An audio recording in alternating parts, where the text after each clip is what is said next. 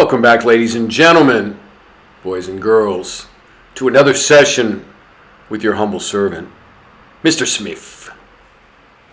Smith with an F or a TH, however you like to pronounce it.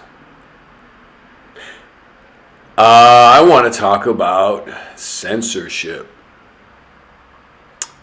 And I had two YouTube videos taken down within a couple hours after me posting them on this internet. The subject was this internet sensation that I just discovered a few days ago. This internet sensation, I think Instagram specifically and YouTube. Her name is Lil Tay, Lil space Tay.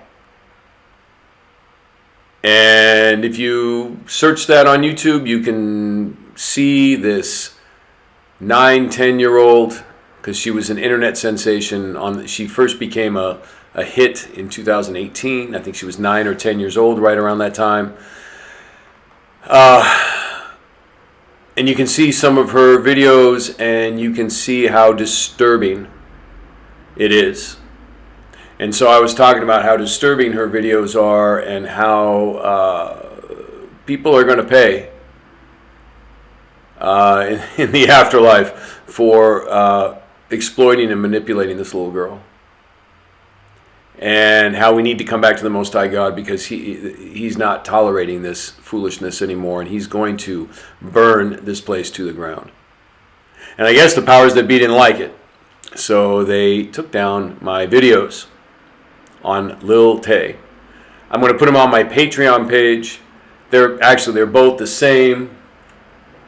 So, but I'll put them both up there. The first one, when they took the first one down, I thought maybe it was because I used certain keywords like SE / or whatever, something like that. So I was really careful about my speech, and so I posted the second one, and they took that down. So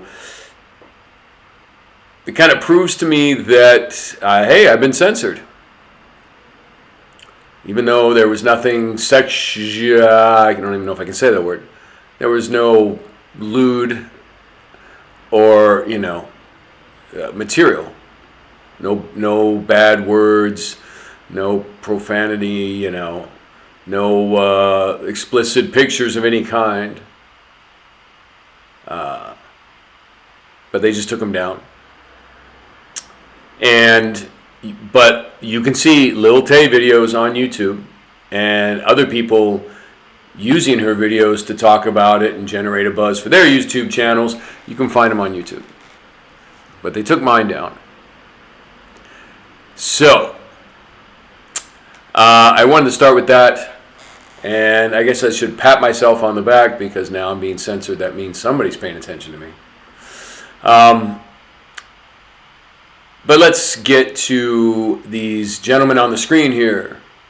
If you don't know who these gentlemen are, they are the now dead, deceased, may the Most High rest their souls, presidents of Tanzania, Swaziland, Ivory Coast, Burundi, and most recently Haiti.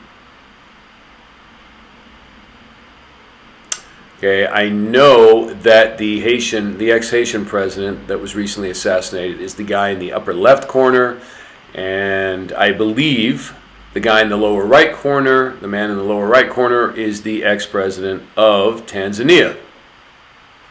Now, these guys were all found deceased under strange circumstances or flat out assassinated very recently. What did all these leaders have in common? They fought against the tyranny of the scam, right? That starts with a C, right? Which is a name for a scary particle that starts with a V, right? That was started over a year ago. These men said that their populations of their respective countries were fine. They didn't need testing. they didn't need needle drugs, and they come up missing or straight up assassinated. Now, I was told by a reliable source that the Haitian president had his eyes gouged out and some other mutilations done to him. So that clearly is sending a message to people to not mess with the powers that be. Right? And people always ask, who are they? Who are the powers that be? Well, we'll get into that another time.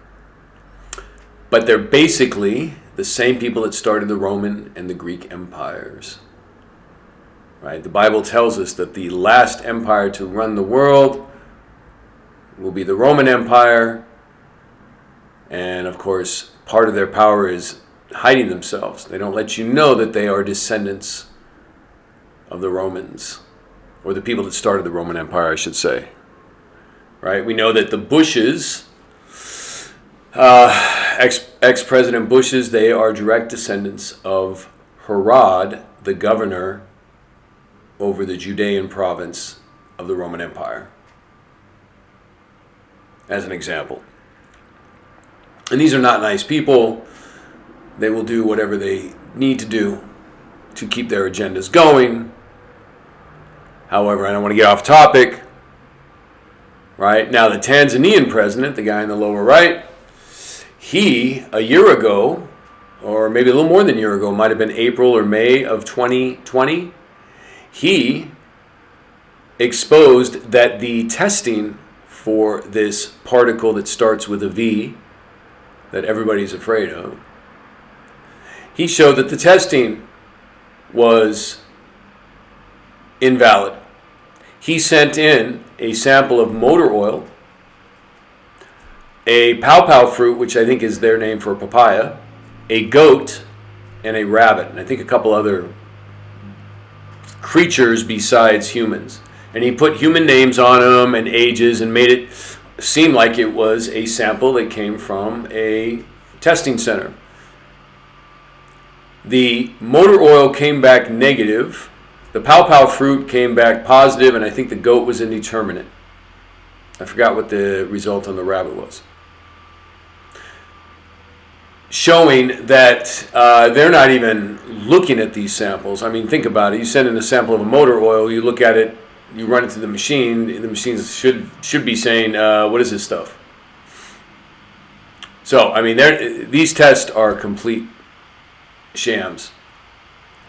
But he brought that up, and you can probably still see his speech to his people on YouTube. I haven't looked for it in a long time, but I saw it last year sometime where he's telling this. And he strangely disappears, and now he's dead. So my question is, do you really think this is a coincidence that these gentlemen here strangely got assassinated or strangely disappeared and died, and they're the ones that were fighting against this tyranny called the pandemic? Interesting, right? Interesting little things to talk about. When leaders get to a certain level, it seems to be the case that they realize they are going to have to do some things that they really know is morally wrong, and some fight against it. Now, President Kennedy, right, who was assassinated in 1963, the American president, in case you don't know, and he was assassinated in a very ritualistic fashion. From all the studies I've done, it clearly was a way to show the American people that, you know, there's the real power is behind the scenes, and we can take out the President of the United States. And it was also to get the American people to kind of have a fear, a pervasive fear right? It's a form of witchcraft, right? To get people to fear.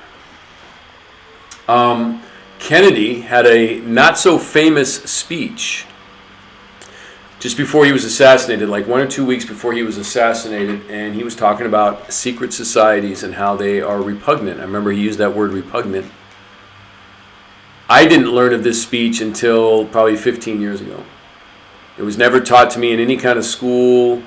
We were always taught about the speech where he says, "Ask not what your country can do for you, but what you can do for your country," right? But we were never taught about this speech where he spoke out against secret societies and people, quote, behind the scenes. And sure enough, a short time later, bam, he's done. It's also interesting that ex-President Trump, also, for those of you in the United States, you probably paid attention, if you were at least willing to listen to the man. How you feel about him, that's a totally different thing, but he was talking about, last year about how, he didn't think taking these needle drugs was something you should do. And I find it interesting that they took him out in a way. They didn't kill him, but they took him out by shaming him, right? And from the evidence I saw, the other side clearly cheated in the 2020 election, clearly. And he had every right to fight. I believe they constructed this siege on Washington to shame the president and blame him for it, right? And that was their way of getting rid of him and shaming him, because he was going against their agenda. So, these are not coincidences, right? When leaders, and it's always been this way, right? When leaders get up to a certain level, if they don't want to play ball anymore, I can't think of any exception. They usually get taken down somehow, either straight up assassination or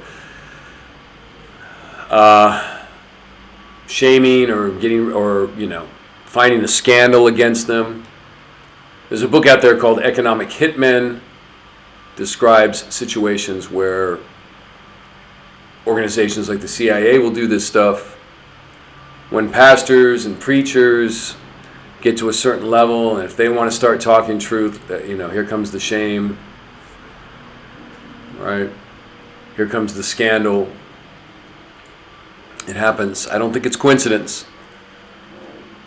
So what's the answer? Again, the answer is always come back to the Most High God. Show love for the Most High God. How do you do that? You follow His laws, statutes, and commandments. Right? The scriptures make it very clear that you show love for the Most High by following His laws, statutes, and commandments. And what is sin? Sin is breaking His commandments or not following His laws. So, something to think about.